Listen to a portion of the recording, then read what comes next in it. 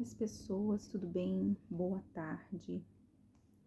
Seguimos aí mais um dia do nosso estudo bíblico. Nós que estamos aí no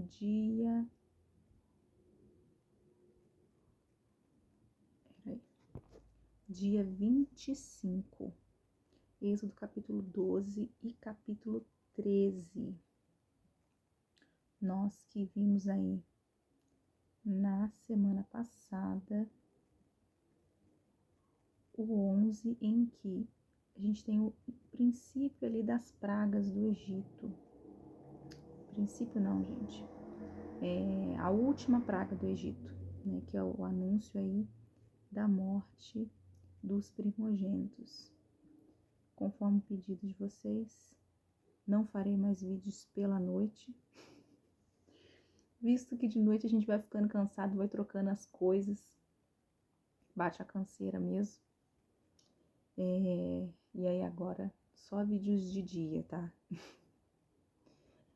Êxodo capítulo de número 12, abre aí a sua Bíblia e vamos fechar os nossos olhos para orar? Amém? Deus, essa é a sua palavra, mais uma vez queremos agradecer pela liberdade de poder lê-la.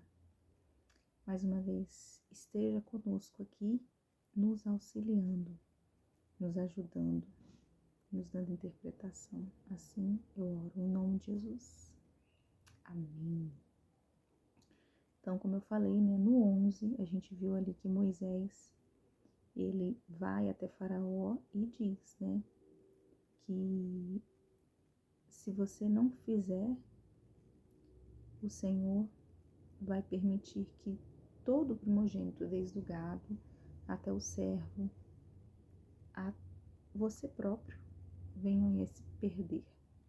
Mas no final a gente viu que o Senhor endureceu o coração de Faraó e mais uma vez, e não permitiu que ele saísse da terra dos filhos de Israel. Então, capítulo de número 12, a gente vai começar aí o preparativo para que o anjo da morte não viesse sobre a população ali judaica, né? Sobre o povo de Israel, sobre o povo hebreu, seja lá como você queira chamá-los. Todos esses nomes são os nomes pertencentes a eles. E aí a gente vai ter o começo da Páscoa, né? O verso vai dizer assim, ó, 12, 1. Disse o Senhor a Moisés e a Arão na terra do Egito: este mês vos será o principal dos meses, será o primeiro mês do ano. Falai a toda a congregação de Israel, dizendo: aos 10 desse mês, cada um tomará para si um cordeiro, segundo a casa dos pais, um cordeiro para cada família.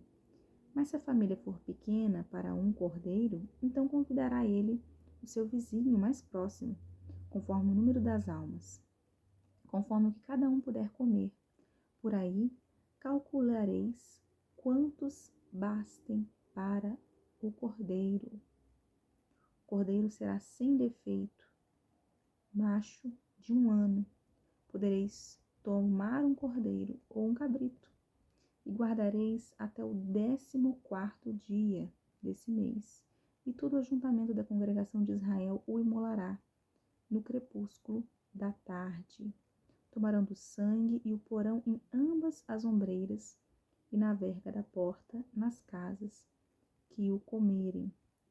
Peraí que eu vou até aqui só para eu explicar para vocês, né? Então aqui no começo ali o Senhor falarão que seria o principal dos meses, o primeiro mês do ano. Então, em primeiro mês do ano, o ano de Abib, né? Esse mês aí é marcado pelo início do calendário lá, o pessoal de Israel, né? É uma prática que é usada lá, corresponde ao nosso mês de março e abril, mas para eles é o mês de Abib, né? E aí, o que Deus fala com Moisés, né? Ele fala para todo o pessoal lá de Israel que no 10º dia do mês de Abib, mês de abril, né, todo israelita deveria separar um cordeiro, um cabrito, sem mancha, sem mácula, ali, para que a família pudesse comer e dividir daquele alimento. E se você fosse uma família pequena, você tinha que convidar uma família vizinha. O que seria uma família pequena? Hoje, em nossa sociedade, realmente a gente vive famílias pequenas. Pessoas como eu, que têm um filho só, ou 2 ou 3. Mas uma família pequena era uma família com 10 pessoas naquela época. Né? Se via muito mais filhos. Tinha-se muito mais filhos, né? Que afinal de contas os filhos aí faziam parte da mão de obra para eles poderem construir aí, sobreviver de alguma maneira, né? Então, tinha-se muitos filhos mesmo. Então, se a família fosse pequena, chama o vizinho para poder dividir aí. E esse cordeiro, ou esse cabrito, conforme o verso 5 aí, vai dizer que é um animal sem defeito, né? Esse animal aí que não pode ter nenhuma... não pode ter a pata quebrada, não pode ter nenhuma mancha, não pode ter nenhum tipo de defeito, assim como a palavra mesmo diz. Tem que ser um animal perfeito. Esse animal, ele fosse guardado até o 14º dia do mês, para ele poder ser sacrificado na parte da tarde. O que seria a parte da tarde? Seria do pôr do sol. Falei de sono, tô abrindo boca de sono, mas tá de dia. Sobre toda a congregação no pôr do sol, no final do dia.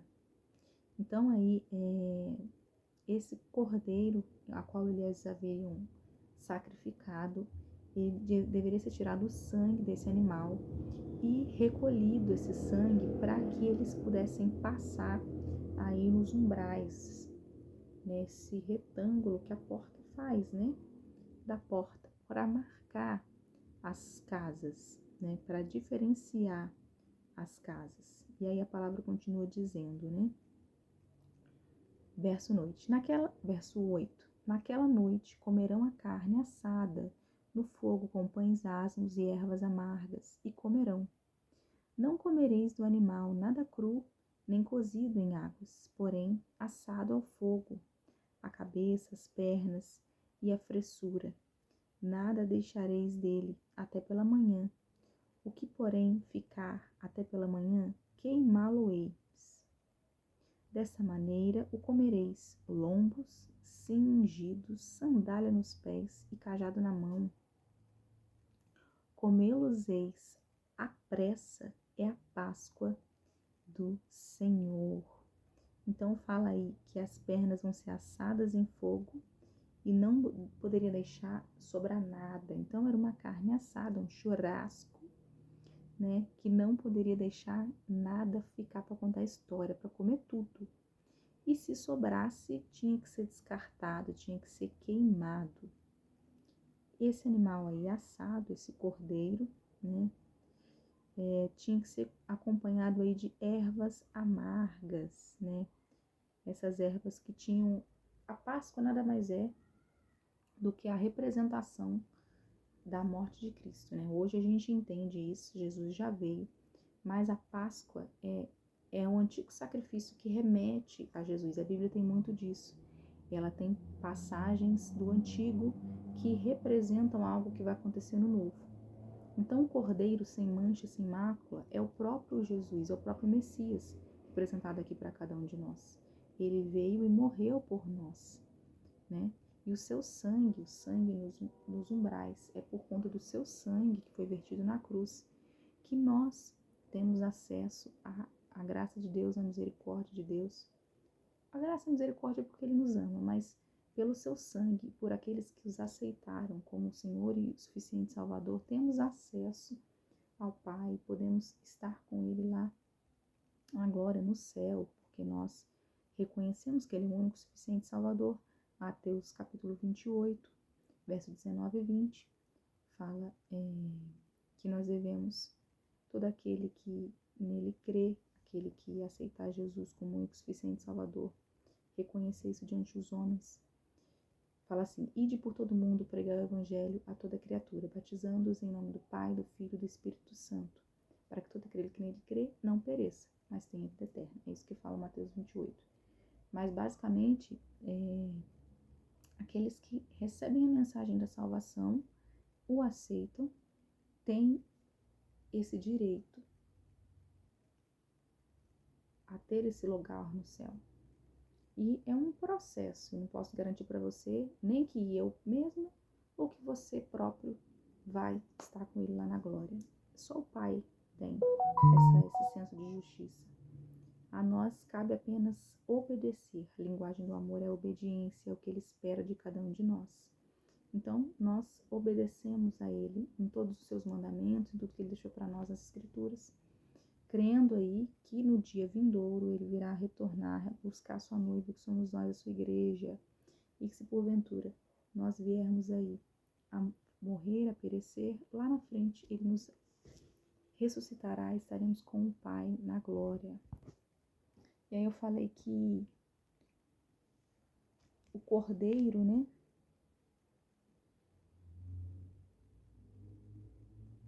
ele devia ser comido com ervas amargas, ó. Falei que você tinha que estar com lombos cingidos de maneira e comeis sandálias e os pés e cajado na mão. Por quê?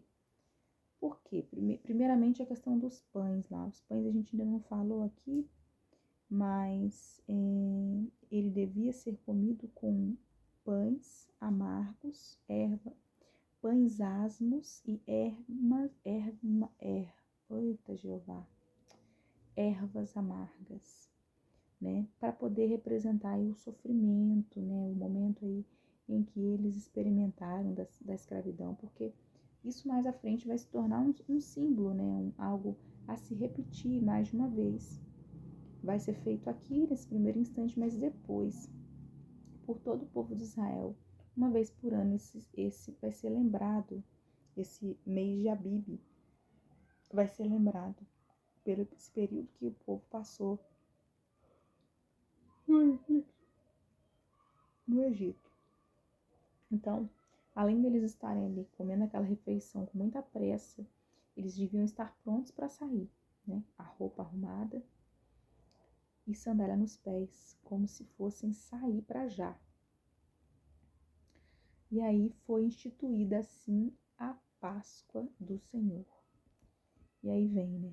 12. Porque naquela noite passarei pela terra do Egito e ferirei na terra do Egito todos os primogênitos, desde os homens até os animais. Executarei juízo sobre todos os deuses do Egito. Eu sou o Senhor. O sangue vos será por sinal nas casas em que estiverdes. Quando eu vir o sangue, passarei por vós, e não haverá entre vós praga destruidora quando eu ferir a terra do Egito. Este dia vos será por memorial, e o celebrareis com solenidade ao Senhor nas vossas gerações, e celebrareis por estatuto perpétuo. 7 dias. Aí sim, agora sim, comereis pães asmos, logo ao primeiro dia. Tirareis o fermento das vossas casas, pois qualquer que comer coisa levedada, coisa fermentada, desde o primeiro dia até o 7º, essa pessoa será eliminada de Israel. Né? Então, uma só aqui até aqui para eu poder comentar, né? Então aí haveria de acontecer à noite aí a Páscoa, né? Falou que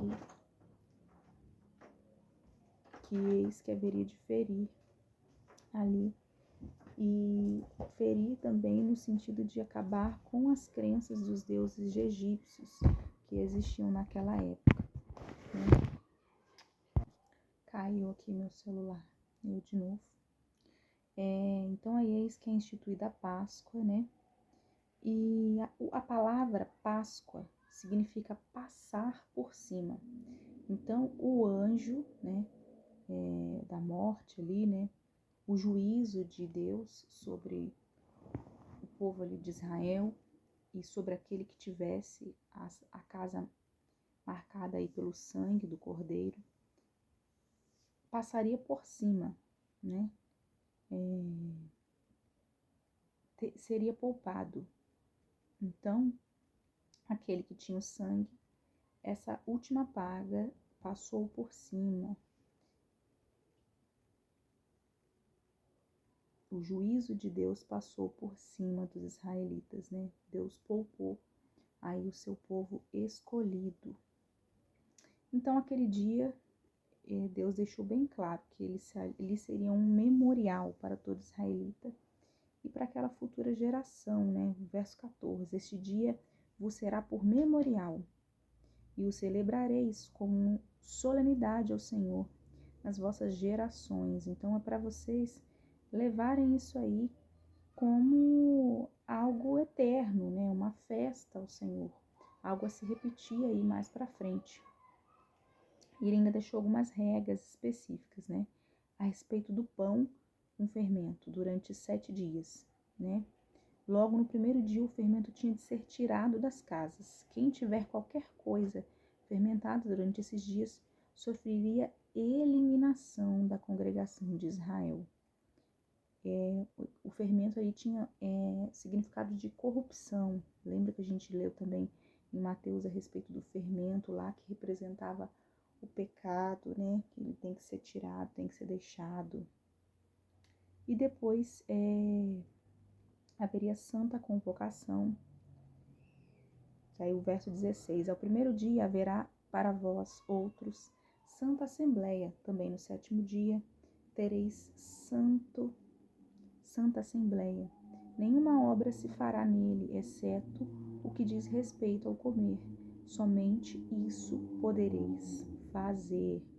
Então ali haveria uma convocação no primeiro ao último dia dessa celebração da Páscoa. Nenhum trabalho podia ser executado nesses dias. Então era uma regra, né? Uma exceção era o trabalho de preparar a refeição para todas. Então as mulheres, como sempre, preparando aí a refeição dos demais. Os demais ninguém poderia trabalhar. E aí acontece de fato a Páscoa, né? Vamos ler.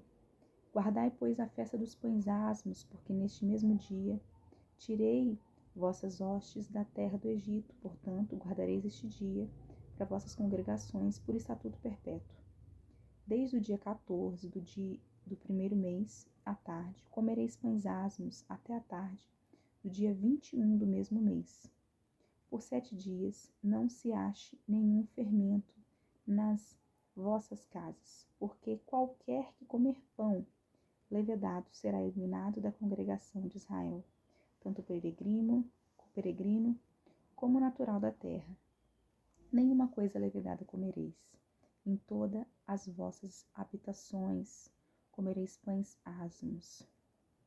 Chamou, pois, Moisés todos os anciãos de Israel e lhes disse: escolhei e tomai cordeiros segundo as vossas famílias e imolai a Páscoa. Então, primeiro aqui deu as orientações, né? Até nessa ultimazinha falando a respeito do pão, né? Como que tinha que fazer e comer esses pães. E depois ele instituiu aí de fato, né? O que tinha que fazer, né? Pega aí o novilho para suas casas, segundo a vossa família. Tomai um molho de isopo. O Fábio passou aqui. Então aí ele vai orientar a respeito de como que o animal devia ser sacrificado, né? Vai dizer, tomai um molho de isopo, molhai-o no sangue que estiver na bacia e marcai a verga da porta e suas ombreiras com o sangue que estiver na bacia. Nenhum de vós saia da porta da sua casa até pela manhã, porque o Senhor passará para ferir os egípcios quando vir, porém, o sangue da verga da porta e em ambas as ombreiras passará o Senhor naquela porta e não permitirá ao destruidor que entre em vossas casas para vos ferir. Guardai, pois, isto por estatuto para vós, outros para vossos filhos para sempre. Uma vez dentro na terra que o Senhor vos dará, como tem dito, observai este rito. Quando vossos filhos os perguntarem: que rito é este? Respondereis: é o sacrifício da Páscoa, ao Senhor que passou por cima das casas dos filhos de Israel.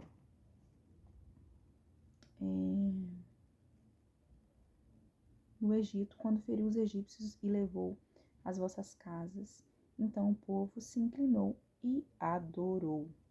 Então, isopo é uma planta, né, herbácea, comum naquela região, tipo uma esponja, né?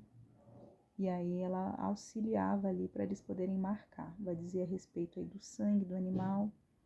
Não falei sobre como imolá-lo, mas na verdade é como marcar aí as portas, né? A importância de se marcar as portas, né? Porque aquilo ali vai ser um memorial ali mais à frente, tudo que estava acontecendo, aquilo ali tinha todo um significado, né? Ali era a Páscoa. Hoje eu e você sabemos, né? Páscoa é a ressurreição de Cristo, né? Nós comemoramos isso hoje, mas aqui a Páscoa representava a liberação do povo ali do Egito, liberação da escravidão, né? E aquilo deveria ser repetido, aquele memorial, mais à frente. E vai dizer que de maneira nenhuma eles poderiam fazer diferente, porque eles poderiam sofrer ali o castigo do destruidor, né? Que aí seria quem ceifaria a vida dos primogênitos. 28 vai dizer: e foram os filhos de Israel e fizeram isso como o Senhor ordenara a Moisés. E Arão assim fez. Assim fizeram. Assim foi. Ele e Arão e todo o povo adorou, e assim foi. 29 aí a última praga, 10ª praga, vai dizer a morte dos primogênitos, vai falar. Aconteceu que à meia-noite feriu o Senhor todos os primogênitos na terra do Egito, desde o primogênito de Faraó, que se assentava ao seu trono, até o primogênito do cativo, que estava na enxovia, e todos os primogênitos dos animais. Levantou-se Faraó de noite, ele, todos os seus oficiais e todos os egípcios, e fez-se grande clamor no Egito, pois não havia casa em que não houvesse morto. Então, naquela mesma noite, Faraó chamou a Moisés e Arão e lhes disse: levantai-vos, saí do meio do meu povo, tanto vós como os filhos de Israel, ide, servi ao Senhor como tendes dito. Então, olha só o que aconteceu, né? Realmente, o Faraó já devia pensar, né, que ele não era Deus de meio palavras, em momento nenhum. Algo que Moisés havia falado não acontecera. Mas, como ele estava com o coração endurecido, assim foi necessário a última praga, a 10ª praga, e matou todos os primogênitos. Ninguém escapou, nem esse filho mais velho, nem o do prisioneiro, nem o do calabouço, todos morreram. Até as crias do gado também morreu, todos morreram, né? Infelizmente ali. Naquela noite houve muito choro, lamentação, eis que estavam ali eles, não preparados para que aquilo acontecesse, né? Mas, fazer o que? Aconteceu. Então, Faraó não teve outra alternativa, a não ser mandar chamar os israelitas.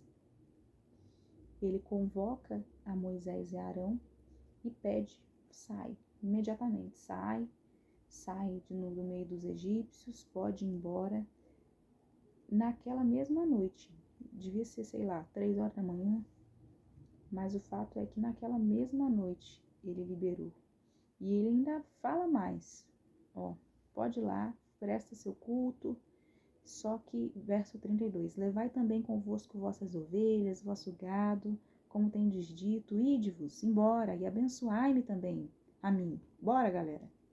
Os egípcios apertavam com o povo, apressando em lançá-los fora da terra, pois dizia: todos morreremos.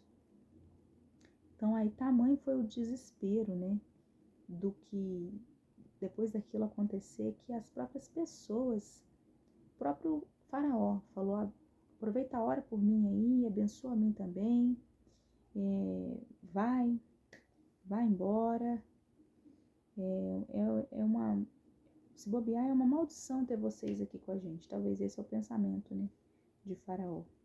Mas aí os egípcios também queriam que eles saíssem com urgência. Então aquilo não afetou somente a faraó, mas todo o povo, né, todo mundo havia reconhecido a derrota diante de Deus. Todo mundo viu que Deus de Israel realmente era o Deus maior, não havia outro Deus além dele, maior do que ele. E aí antes deles saíram, a palavra vai dizer, o povo tomou a sua massa antes que levassem as suas amassadeiras atadas em trouxas em seus vestidos sobre os ombros. Fizeram, pois, os filhos de Israel conforme a palavra de Moisés, e pediram aos egípcios objetos de prata e objetos de ouro e roupas. E o Senhor fez que seu povo encontrasse favor da parte dos egípcios, de maneira que estes lhe davam o que pediam, e despojaram os egípcios. Então, assim, eles saíram de lá libertos, mas não de mãos vazias, eles saíram de lá com muito ouro, né? Com tudo que eles puderam, e de forma voluntária. Eles deram, eles pediram, né? E eles deram. Não precisou forçar, né?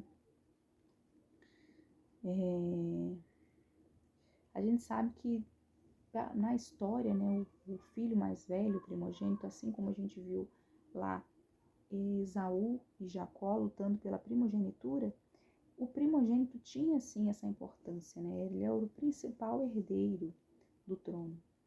Então, Deus mostrou aí que não tem expectativa humana que se realiza diante da sua soberania. E até mesmo o fato dos primogênitos, eles foram alvo aí desse juízo de Deus, né? Mostra esse significado, né? Os egípcios tinham isso aí como sagrado, né? Um simbolismo de Deus, Deus deles ali, eles tinham aquele tipo de culto.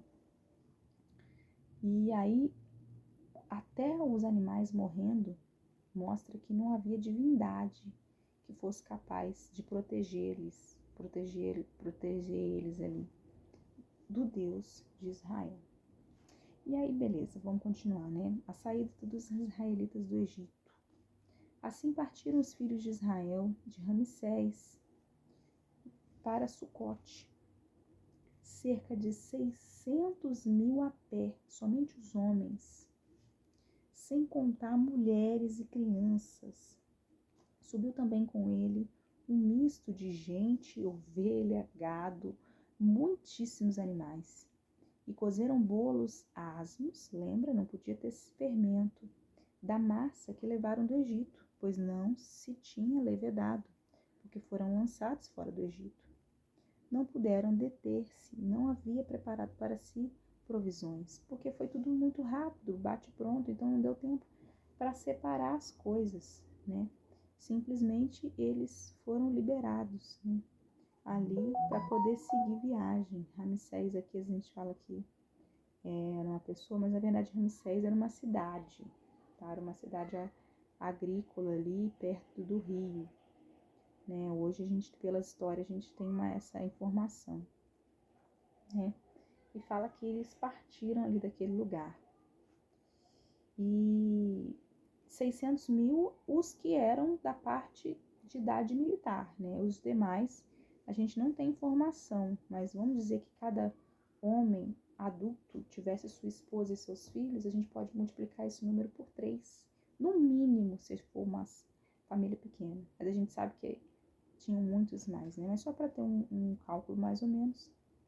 Então, 600, 6 vezes 3, 18, 1.800.000 pessoas. Por baixo, tá? Tô fazendo por baixo. saíram daquele local. Você aí que já foi na Marcha para Jesus em São Paulo, você tem uma ideia de quantas pessoas eram muitas, né? A última tinha gente pra caramba.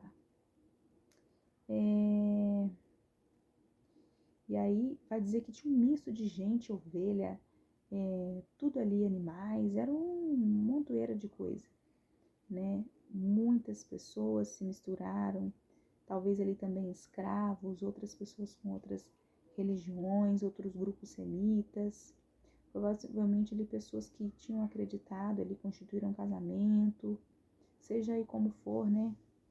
O certo é que eles conseguiram, saíram após 400 anos ali naquele lugar, vivendo como escravos.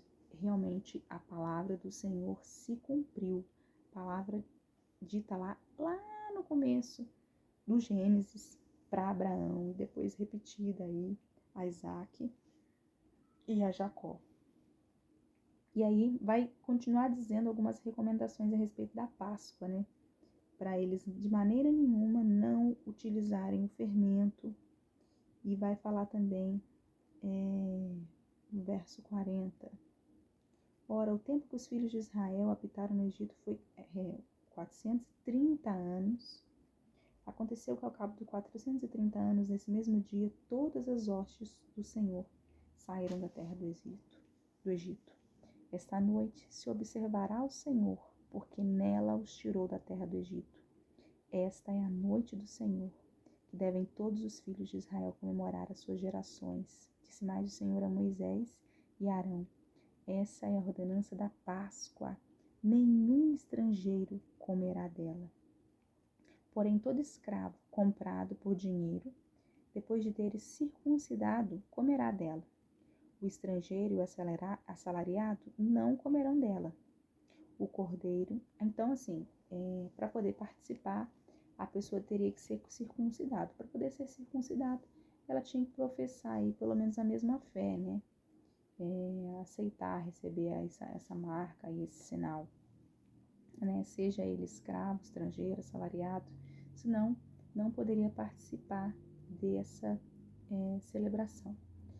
E aí vai dar as recomendações a respeito do cordeiro, né? Há de ser comido numa só casa, da sua carne, não levará fora da casa, nem lhe quebrareis osso nenhum, assim como foi feito com Jesus. Aqui, esse cordeiro remete a Jesus, né? Nem um só osso dele foi quebrado, do nosso Cristo.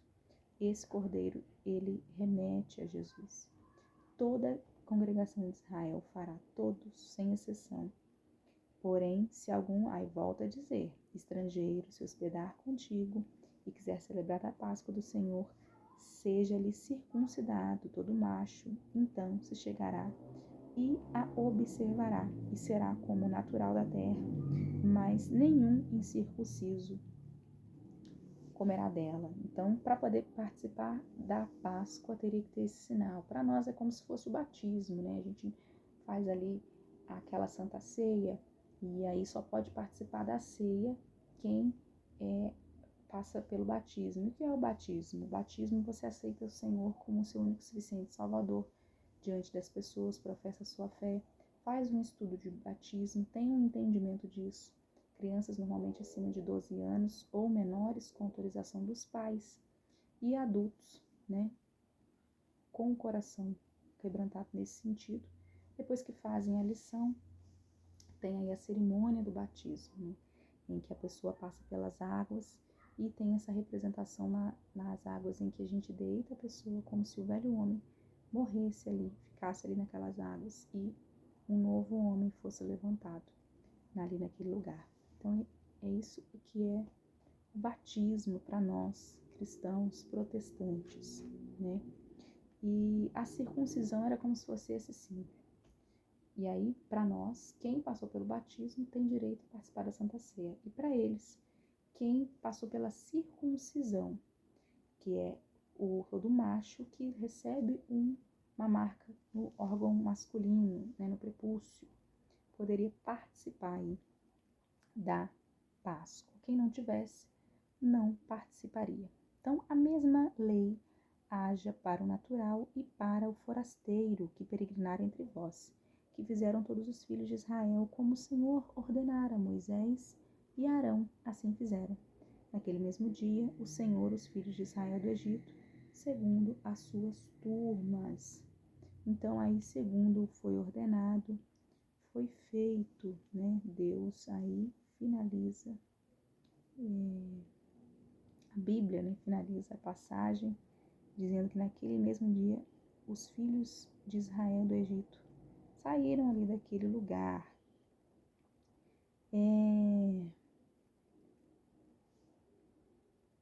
Seguimos agora para o 13, Êxodo capítulo de número 13. Vai dizer assim: disse o Senhor a Moisés: consagra-me todo primogênito, todo que abre a madre da sua mãe para entre os filhos de Israel, tanto de homens como de animais, é meu. Disse Moisés ao povo: lembrai-vos deste mesmo dia em que saíste do Egito da casa da servidão, pois com mão forte o Senhor vos tirou de lá. Portanto, não comereis pães levedado. Hoje, mês de Abibe, estais saindo, quando o Senhor te houver introduzido na terra dos cananeus, do Eteu, do Amorreu, do Eveu, do Jebuseu, a qual jurou os teus pais te dar, terra que mana leite e mel. Guardarás este rito este mês. Aqui mais uma vez ele volta a repetir, né, sobre separar aí todo o primogênito, consagrar esse filho, né? Esse filho pertence a Deus. Todo animal também primogênito pertence a Deus, né? Nós pertencemos a Ele, né? A nossa vida está com Ele. Mas aqui ele fala a primícia é do Senhor. Os filhos primogênitos são a nossa primícia, a primícia da colheita, né? Só fala sobre os dízimos e as ofertas mais à frente. Enfim, a primícia, ela é a do Senhor. Ele volta a lembrar que ele havia tirado eles com mão forte, ali, verso 3, de Israel, e vai falar mais uma vez sobre a Páscoa, né? Como é importante aí esse memorial para todos eles, né? Tinha um significado profundo esse ritual, né? Para os egípcios. A palavra vai continuar dizendo ali a respeito dos pães. 7 dias comerás pães asmos e ao 7º dia haverás solenidade ao Senhor. 7 dias se comerão pães asmos e o levedado não se encontrará contigo, nem ainda fermento será encontrado em todo o teu território. Naquele mesmo dia contarás a teu filho, dizendo: é isto pelo que o Senhor me fez quando saí no Egito. E será como sinal na tua mão a sua e por memorial entre teus olhos, para que a lei do Senhor esteja na tua boca, pois com mão forte, mais uma vez ele repete, né? Ele remete aí, será um sinal, um memorial. Aí, no caso,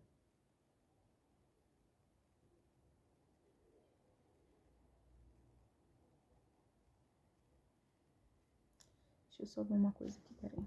Quando ele fala aí para marcar por sinal, era isso que eu fui conferir aqui, é porque os judeus, eles interpretaram essa ordenança aqui como ter algo à mostra, que lembrasse aí essa ordenança do Senhor. Então, nas roupas, eles tinham pendurados ali alguns uns filetezinhos que tinham pequenas partes aí, umas caixinhas com a parte da lei, parte da Torá, parte dos mandamentos, né? Perto ali, amarrado também à testa, ao braço, feitas com caixinhas de couro. A gente vai ver isso também no Novo Testamento, Mateus capítulo 23, versículo 5.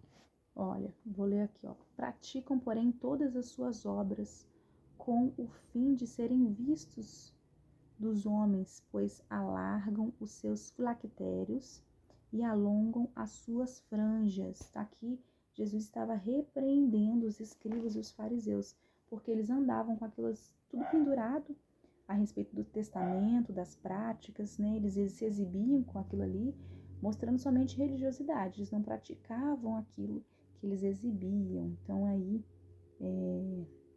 uma menção aí a algo que a gente tem lá no Novo Testamento, mas isso aqui existiu, né, na roupa deles para poder representar aí um memorial, né? Não adianta também só fazer um memorial só de boca, né? A lei do Senhor esteja na tua boca, pois com mão forte.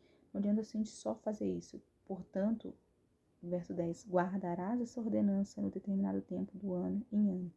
Repete isso ano em ano, mas também nada adianta. Você só guardar a ordenança, fazer para o povo ver, repetir para o povo ver e dentro de você essa Páscoa não ser lembrada. O seu coração realmente não está voltado para o novo de Deus, né? Vamos lá, verso 11 fala assim: quando o Senhor te houver introduzido na terra dos cananeus, como te jurou a ti e a teus pais quando te houver dado, apartarás para o Senhor todo o que abrir a madre e todo primogênito dos animais que tiveres, os machos serão do Senhor. Porém, todo primogênito da jumenta resgatarás com cordeiro. Se não o resgatares, será desnucado, mas todo primogênito do homem entre os teus filhos resgatará. Então, o que é isso aí? Desnucado é morto pela nuca. Então, aqui, mais uma vez, ele fala, é importante a gente consagrar os primogênitos. Todo primogênito macho dos animais também são oferecidos ao Senhor, com exceção do primogênito da jumenta, que aí ele tinha que ser desnucado, tinha que ser morto pela nuca, tinha que ser resgatado com o sacrifício de um cordeiro. Se assim não fosse, ele deveria ser morto. Então eu preciso resgatar esse primogênito aí da jumenta. Não sei o porquê dessa questão deles não entenderem, mas eu vejo mais à frente para poder falar para vocês. E aí, o resgate dos primogênitos, como deveria ser feito? Porém, todo primogênito da jumenta, esse que eu tô falando,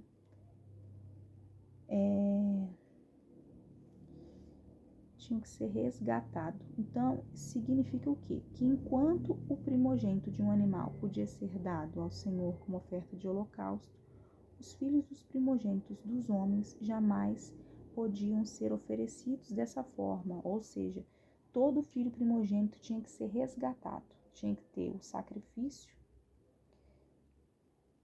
O sacrifício de um homem é uma prática pagã para aquela época, né? Deus abominava sacrifício de pessoas. Então aqui ele enfatiza isso mais uma vez, né? Não pode ser feito. E o texto diz também que os pais tinham que explicar aos seus filhos a consagração dos primogênitos, tendo aí a questão da libertação do Egito, né? Lembrar mais uma vez a 10ª praga, e repete isso várias vezes, tá? Para ficar bem frisado. Aí tá aí no verso 14 e no verso 15.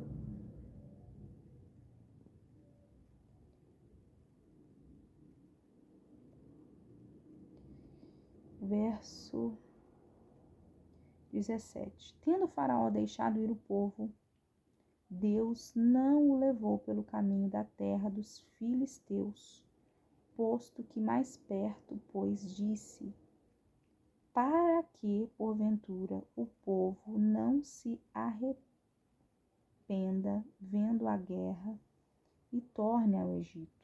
Porém, Deus fez o povo rodear pelo caminho no deserto, perto do Mar Vermelho, e arregimentados subiram os filhos de Israel do Egito. Então aqui vai dizer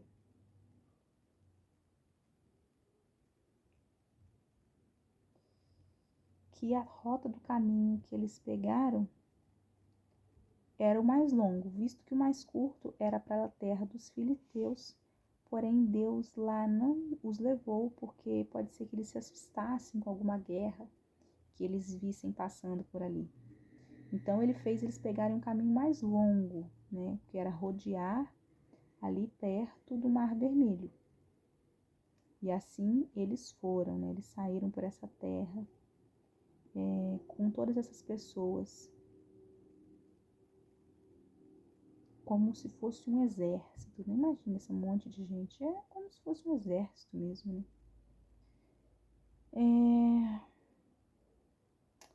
O 19 vai dizer, também levou Moisés consigo os ossos de José, pois havia este feito os filhos de Israel jurarem solenemente, dizendo, certamente Deus vos visitará daqui, pois levai convosco os meus ossos. Tendo, pois, partido de Sucote, acamparam-se em Etã, à entrada do deserto.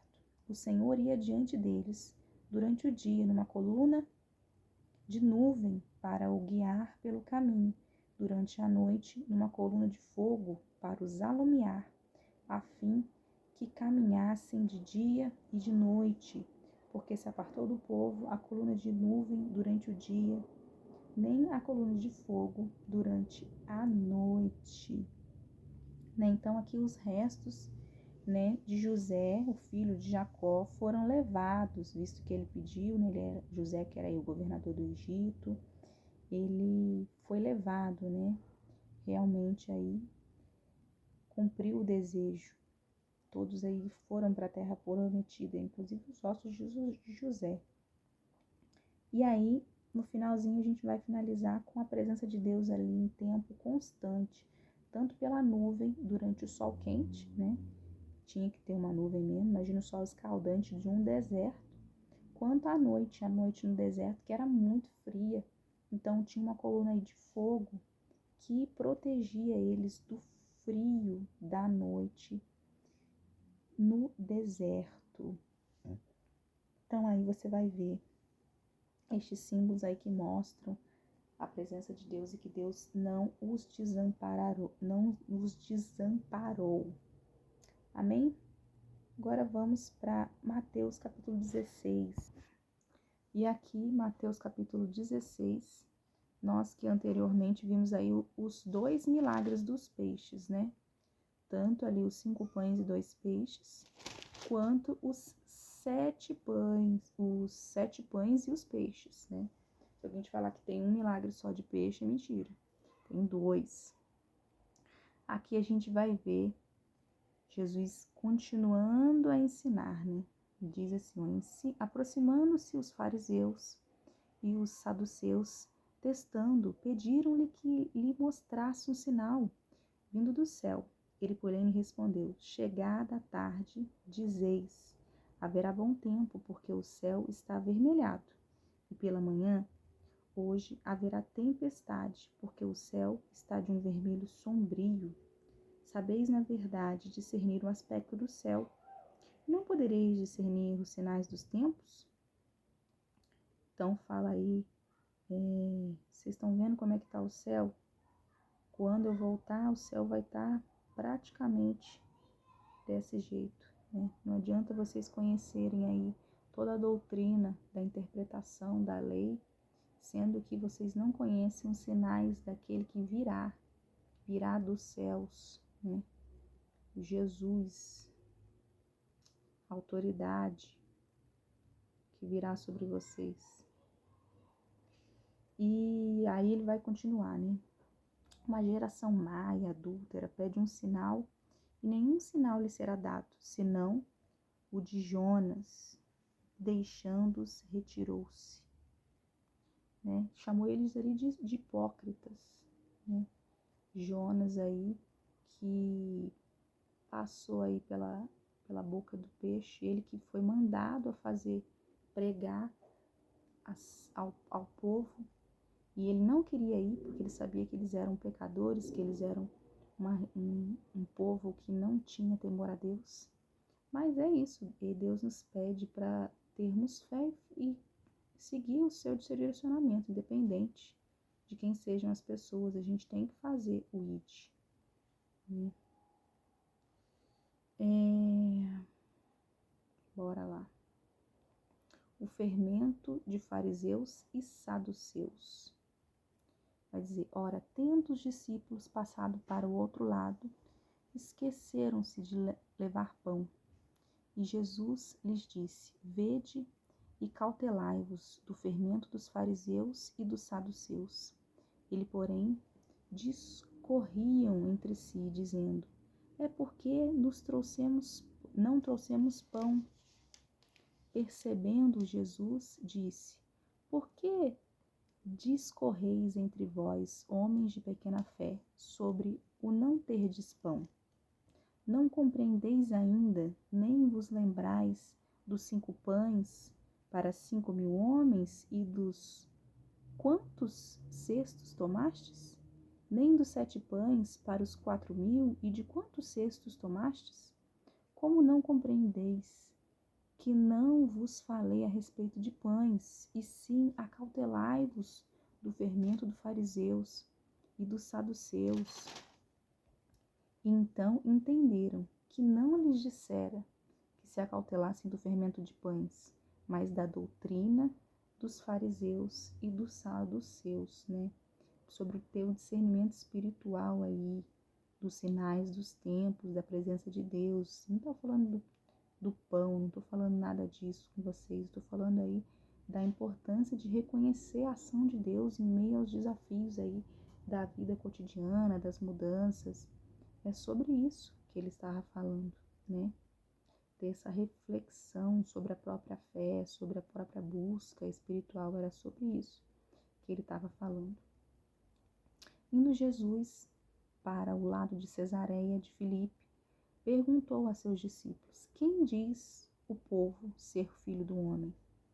E eles responderam, uns dizem João Batista, outros Elias e outros Jeremias, ou algum dos profetas. Mas vós, continuou ele, quem dizeis que eu sou? Respondendo Simão Pedro, disse, tu és o Cristo, o Filho do Deus vivo.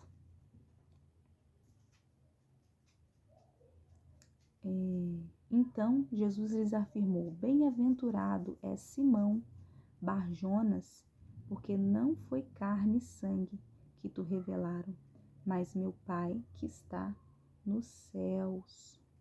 Então aí, a questão do fermento ali, né, vai falar um símbolo do agente da corrupção, como a gente viu lá também, olha como que liga, né? Por isso que a gente está lendo um de cá e um de lá. Aqui, sobre o fermento, sobre o ensinamento do pão lá, não estou falando de pão, não estou falando de fermento, não estou falando disso, estou falando dos ensinamentos. E aqui, nesse outro já, falando com Pedro, aí fala a respeito dele reconhecer. Pedro ali sendo usado, ele reconhece Jesus como Filho do Deus vivo, Filho do Deus Altíssimo. E aí, 18. Também eu te digo que tu és Pedro, e sobre esta pedra edificarei a minha igreja, e as portas do inferno não prevalecerão contra ela. Então, Pedro ali, ele foi inspirado por Deus para dizer que ele era o Filho do Deus vivo. E o Senhor fala, declara sobre a vida de Pedro, que ele construirá a sua igreja através ali de Pedro, né? E Pedro vai dar início à igreja aí primitiva. E 19 vai falar, dar-te-ei as chaves do reino dos céus, o que ligares na terra será ligado nos céus, e o que desligares na terra terá sido desligado nos céus. Então advertiu os discípulos de que ninguém dissessem ser ele o Cristo, advertiu ali. Não era para contar para todo mundo, até parece que eles iam ficar quietos, né? Mas enfim. Desde esse tempo, começou Jesus Cristo a mostrar aos seus discípulos que lhe era necessário seguir para Jerusalém e sofrer muitas coisas dos anciãos, dos principais sacerdotes, dos escribas, ser morto e ressuscitado no terceiro dia. E Pedro, chamando à parte, começou a reprová-lo, dizendo: tem compaixão de ti, Senhor. Isso de modo algum te acontecerá. Mas Jesus, voltando-se a Pedro, ele diz: arreda, Satanás, tu és para mim pedra de tropeço, porque não cogitas das coisas de Deus, e sim das dos homens. Então fala aí, né? Ele fala que ele vai vir, vai acontecer um momento de tensão, ele vai morrer, ele vai sofrer, ele vai ser humilhado nas mãos de outras pessoas, tanto políticas quanto religiosas, mas é necessário que isso aconteça. E depois Pedro aí vai, depois dele ter falado ali que ele era o Cristo, ele vai dizer: não, Senhor, não faz isso contigo não, Pai. Não, e aí ele fala: arreda-te de mim, no sentido de que Jesus rejeitar a necessidade de ele ser poupado. Pelo contrário, tem que acontecer a morte e a ressurreição, faz parte do plano divino. Então, a missão de Jesus era muito complexa e eles não compreendiam o significado total. A gente hoje entende porque já aconteceu tudo. Mas imagina, você tá ali diante dele vendo aquilo tudo acontecer. Como eu já falei anteriormente, as pessoas esperavam um líder político e militar, porque elas acreditavam que Roma, o reinado de Roma tinha que cair. Sim, Roma caiu, mas não foi para aquilo que Jesus veio, não para derrubar Roma, o Império Romano, mas trazer vida, salvação, vida eterna, ressurreição, né? Ele esperava da humanidade obediência. E aí, continuando, né?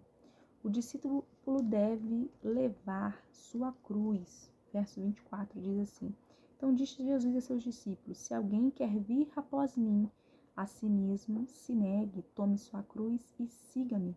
Porquanto quem quiser salvar a sua vida, perdê-la-á. E quem perder a sua vida por mim, minha causa, achá-la-á. Pois que aproveitará o homem se ganhar o mundo inteiro e perder a sua alma? Ou que dará o homem em troca da sua alma? Porque o Filho do Homem há de vir na glória de seu Pai, com seus anjos, e então retribuirá a cada um, conforme as suas obras. Em verdade vos digo, que alguns há dos que aqui se encontram, que de maneira nenhuma passarão pela morte, até que vejam vir o Filho do Homem no seu reino. Então aqui Jesus aí chama os discípulos para um chamado radical. Vocês realmente querem ser meus discípulos? Vocês querem ser meus simpatizantes? Vocês estão dispostos aí a sacrificar a si mesmos, a morrer por mim? É isso que vai acontecer com vocês. Vocês vão abraçar aí uma vida de renúncia a serviço do Pai, a ponto de você poder negar a si mesmo, você renunciar aí toda a sua vida no propósito aí em que os discípulos estavam, né? Negar mesmo, tirar o egoísmo, tirar ali as próprias vontades, se sacrificar, como aconteceu com eles, né? Eles realmente morreram pelo aquilo que eles acreditaram, se tornaram mártires sobre o evangelho, sobre o cristianismo, né? Se tornaram referência para nós. É um discipulado desafiador? Sim, foi um discipulado desafiador. E olha como que nós somos muitas das vezes egoístas, né? A gente acha que a gente fez muito ainda, mas a gente fez muito pouco. E ele fala que quem quiser ganhar a vida nos céus, perdê-la-á. Esteja disposto a ir renunciar sua própria vida para você poder alcançar o reino de Deus. Haverá um momento em que isso acontecerá. E você o negará? Ou você priorizará o reino dos céus? O seu bem-estar? Os seus próprios interesses? Ou você seguirá o Messias? E é isso. Finalizamos hoje, então, o dia 25. Amém? Espero vocês, então, amanhã. Não entendi.